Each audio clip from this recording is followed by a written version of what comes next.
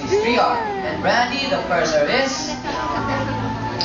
There you go, is reduce.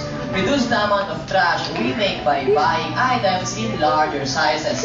I'm sure we all know that it takes these 4 small bottles like this to equally big one, so we better buy the bigger one.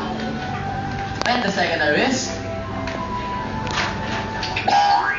It's reuse, right? We can reuse items like bags, boxes, and even bottles whenever we can. And here's an excellent tip from Kobe. Will canvas bags make great shopping bags and... What happened? Wow! Clap your hands! Clap your hands! Settle for. Clap your hands! Good job, Kobe. So folks, as you can see, cleaning up after our sun is such an easy thing to do. And it helps our nature and environment so much. So guys, if our sea lions can do it, so can...